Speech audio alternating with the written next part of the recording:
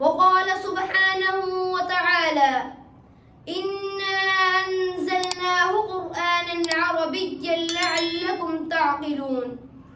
وقال رسول الله صلى الله عليه وسلم: أحب العرب لثلاث: لأني عربي، والقرآن عربي، وكلام أهل الجنة عربي. إخواني المتحابين في الله، إنه لمن الغبطة والسرور أن وفقني الله تعالى بأن أقوم بين أيدي إخواني الطلاب، وأريد أن ألقي أمام حضراتكم بعض الكلمات حول اللغة العربية. إنه لسعادة غامرة وشرف كبير ومنة عظيمة وفرصة سعيدة من الله بها علينا، حيث جمعنا في هذه الحفلة الميمونة، ونسأله جل وعلا أن يجمعنا في جنات النعيم كما جمعنا في هذه البقعة المباركة. أحبتي في الله، لا شك أن اللغة العربية لها دور ومكانة في نشر العلوم الإسلامية في أرجاء العالم، ولو لم تكن اللغة العربية لما فهمت الأمة القرآن والأحاديث، ولما توحدت على كلمة واحدة، ففرض على الأمة تعليمها وتعلمها. وفي هذا الصدد قال عمر رضي الله عنه: تعلموا العربية فإنها من دينكم.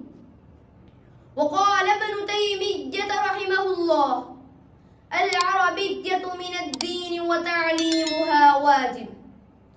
أيها الأحبة، انظروا إلى تراثنا العلمي، كم بذلت نفائس قيمة في نشر العربية، وكم بذل علماء الأمة قصارى جهودهم للاهتمام والعناية بها، لأنهم قد أدركوا أنها لغة الإسلام، ولغة التي نزل بها القرآن الذي تحدى الإنس والجان وحجر العقول والأديان، ولغة التي تحدث بها النبي صلى الله عليه وسلم وأصحابه، وأدخلوها في المسلمين عندما فتحوا البلاد والأمصار.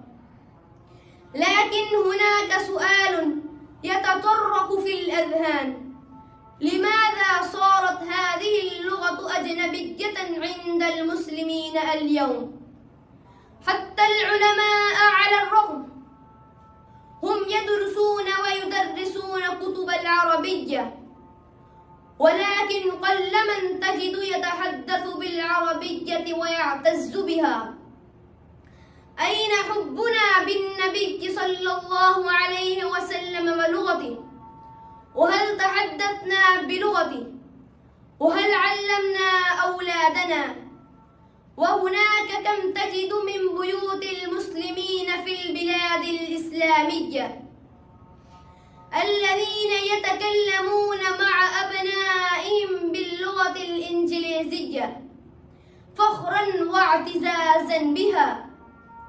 وأخيرا أرجو من جميع الإخوة أن يتعلموا العربية ويعلموها الناس، ويعلموا أبناءهم ونساءهم، ويتحدثوا مع أولادهم بالعربية. وآخر دعوانا أن الحمد لله رب العالمين.